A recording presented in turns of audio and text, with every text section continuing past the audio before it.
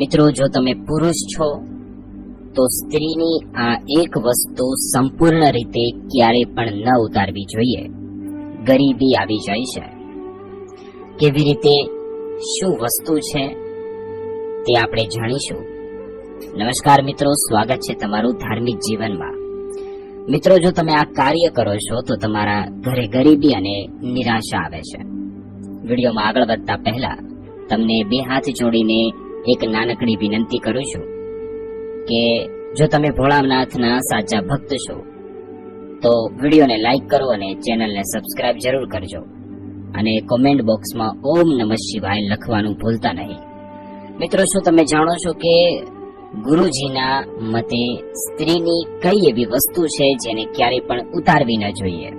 પુરુષોએ આ ભૂલ ક્યારેય ન કરવી જોઈએ અને જો કરે છે તો તેને ભોગવવું પડી શકે છે. મિત્રો, ભયંકર પરિણામોનો સામનો પણ કરવો પડી શકે છે. મિત્રો, આપણે આ વિડીયોમાં જાણીશું કે કઈ એવી ભૂલો છે જે સ્ત્રીએ સ્નાન કરતી વખતે ક્યારેય ન કરવી જોઈએ. મિત્રો, સંપૂર્ણ માહિતી માટે આ વિડીયોને અંત સુધી નિહાળતા રહેજો. મિત્રો, ખાસ કરીને સ્ત્રીઓ માટે એક વસ્તુ કોઈ પણ પુરુષે તેને ભૂલથી પણ ક્યારેય પણ ઉતારવી ન જોઈએ, નહીતર ગંભીર પરિણામો ભોગવવા પડી શકે છે. તમારું બરબાદીનું કારણ બની શકે છે. મહિલાઓની આ વસ્તુને ખૂબ જ શરમજનક માનવામાં આવે છે. ભારત માત્ર એક એવો દેશ છે જ્યાં મહિલાઓને દેવી અને દેવી લક્ષ્મીની મૂર્તિ માનવામાં આવે છે. કોઈ પણ ઘરમાં ખુશિયા લાવવાનું સૌથી મોટું કોઈનું કારણ હોય તો તે મહિલાઓને માનવામાં આવે છે. કોઈ પણ ઘરને નરક કે સ્વર્ગમાં માત્ર મહિલાઓ જ બદલી શકે. પરંતુ મિત્રો, તમને જણાવી દઈએ કે કોઈ પણ પુરુષે ક્યારેય પણ મહિલાઓની આ એક વાત ને માનવી જોઈએ, એટલે કે આ એક વાતને ઈચ્છવી જોઈએ. જો તમે તેને ઉતારી લો છો તો તમારો ખરાબ સમય ક્યારે શરૂ થઈ જાય તેમની ખબર તમને નથી રહેતી. તો ચાલો આપણે જાણીએ કે પુરુષે ક્યારેય સ્ત્રી પાસેથી કઈ વસ્તુ ન ઉતારવી જોઈએ તેની સાથે આપણે જાણીશું. જો મિત્રો, મહિલાઓ લાંબા સમય સુધી સૂતી હોય તો તેને શુભ માનવામાં આવતું નથી. વૈજ્ઞાનિક દ્રષ્ટિએથી જોવામાં આવે તો તે સ્વાસ્થ્ય માટે પણ સારું નથી. લાંબા સમય સુધી સૂવાથી વ્યક્તિ આળસુ બની જાય છે. બીજી વાત કરીએ તો મહિલાઓએ ક્યારેય પણ પોતાના વાળને ગંદા ન રાખવા જોઈએ. તેને હંમેશા સ્વચ્છ રાખવા જોઈએ. સ્ત્રી સ્વચ્છ રહે છે તો એવું માનવામાં આવે છે કે દેવી લક્ષ્મી હંમેશા તેની ઉપર વાસ કરે છે. એવું માનવામાં આવે છે કે સુંદર અને સ્વસ્થ વાળ ઘરની સમૃદ્ધિ દર્શાવે છે અને સ્ત્રીઓએ હંમેશા પોતાના પગ સાફ રાખવા જોઈએ. સુંદર વાળ અને સુંદર પગની આર્થિક સ્થિતિ સારી રહે છે. મિત્રો, ગંદા વાળ અને ગંદા પગ હોય તો ઘરમાં ગરીબી આવે છે, જેના કારણે દેવી લક્ષ્મી ક્રોધિત થઈને જતા પણ રહે છે. એટલા માટે મહિલાઓએ ક્યારેય પણ ગંદા પગ અને ગંદા વાળ ન રાખવા જોઈએ, નહીતર પરેશાનીનો સામનો કરવો પડી શકે છે. આવી સ્ત્રી હંમેશા પોતાના પતિ અને સુખથી વંચિત રાખે છે અને સાથે જ આવી સ્ત્રી દેવી લક્ષ્મી સાથે હંમેશા મુશ્કેલીમાં રહે છે. હવે ત્રીજા નંબરની વાત કરીએ તો મિત્રો, હિન્દુ શાસ્ત્રમાં સ્નાનને લઈને કેટલાક ખાસ નિયમો જણાવવામાં આવ્યા છે જેનું આપણે બધાએ પાલન કરવું જોઈએ. જેમાં સૌથી મહત્વપૂર્ણ નિયમ છે સ્નાન કરવાનો યોગ્ય સમય, જેને આપણે જણાવી દઈએ કે સવારે 8 વાગ્યા પછી સ્નાન કરવું ખરાબ માનવામાં આવતું નથી. આપણા શાસ્ત્રોમાં યોગ્ય સમય છે. આ સમયે પર્યાવરણ માનવમાં દેવી શક્તિ ખૂબ જ ઓછી થઈ જાય છે. તેથી જ ઉત્સાહ અને ઉર્જાનો અભાવ છે. તેના કારણે સવારમાં 8 વાગ્યા પછી ક્યારેય પણ સ્નાન ન કરવું જોઈએ. તેની પહેલા સ્નાન કરીને સ્વસ્થ થઈ જવું જોઈએ. મિત્રો, દિવસભરમાં શરીરમાં આળસ રહે છે, કોઈ પણ કામ કરવામાં મન નથી લાગતું, તેથી રાત્રે 8 વાગ્યા પછી ક્યારેય પણ સ્નાન ન કરવું જોઈએ. જે મહિલાઓ રાત્રે 8 વાગ્યા પછી સ્નાન નથી કરતી તેના જીવનમાં દુર્ભાગ્યનું કારણ બને છે. ઘરમાં ક્યારે પણ સુખ સમૃદ્ધિ નથી આવતી. પરંતુ જો કોઈ કારણોસર મહિલાઓ 8 વાગ્યા પહેલા સ્નાન કરી શકતી નથી, આવી સ્થિતિમાં તમારે 12 વાગ્યા પહેલા સ્નાન કરી લેવું જોઈએ.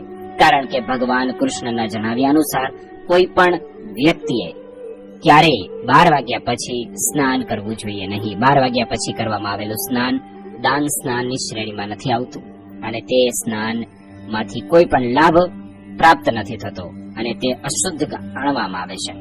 મિત્રો, સ્ત્રીઓએ સ્નાન કરતી વખતે પોતાના નહાવાના પાણીમાં થોડું મીઠું જરૂર નાખવું જોઈએ, કારણ કે આના કારણે ધનની દેવી લક્ષ્મીની કૃપા તમારા ઉપર હંમેશા બની રહે છે. આવી સ્ત્રી આખા ઘર માટે સૌભાગ્યશાળી સાબિત થાય છે અને સ્વાસ્થ્ય માટે પણ ખૂબ જ સારું રહે છે, વધુ સારું માનવામાં આવે છે.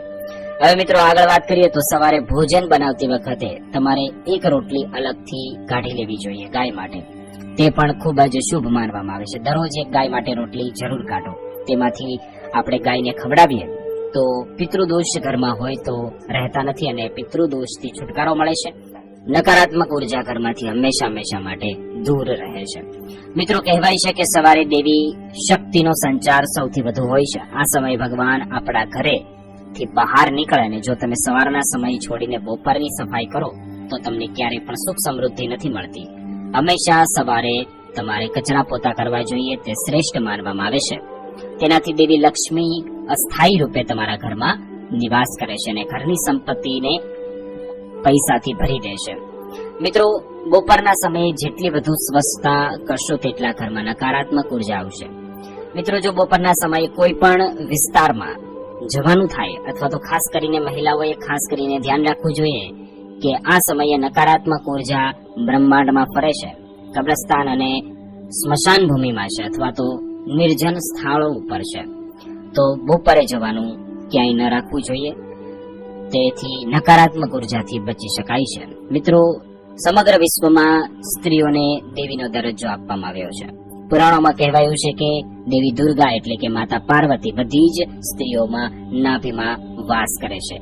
મિત્રો નાભીને પણ શક્તિનું સ્વરૂપ માનવામાં આવે છે. પ્રાચીન કાળમાં કહેવાય છે કે માતા પાર્વતીની તમામ શક્તિઓ સ્ત્રીની નાભીમાં વાસ કરતી હતી. આવી સ્થિતિમાં નાવિકોએ ક્યારે પણ પોતાના કપડા ગંદા ન રાખવા જોઈએ.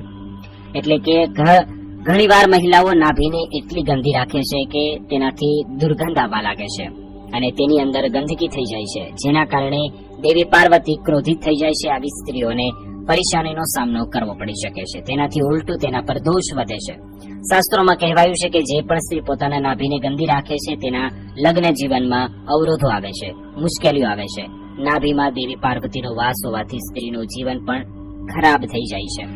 મિત્રો આવી રીતે આ કામ ક્યારે પણ ન કરવું જોઈએ. એટલે કે સ્ત્રીઓએ આ વાત ખાસ યાદ રાખવી જોઈએ અને ધ્યાનમાં રાખવી જોઈએ. જો તમે તમારા પરિવારના સભ્યને કોઈ પણ કામમાં સફળતા ન મળતી હોય, જો તમે તમારા જીવનનું સૌભાગ્યમાં ન બદલી શકતા હોય તો તમે તમારી નાભીને સ્વસ્થ રાખો.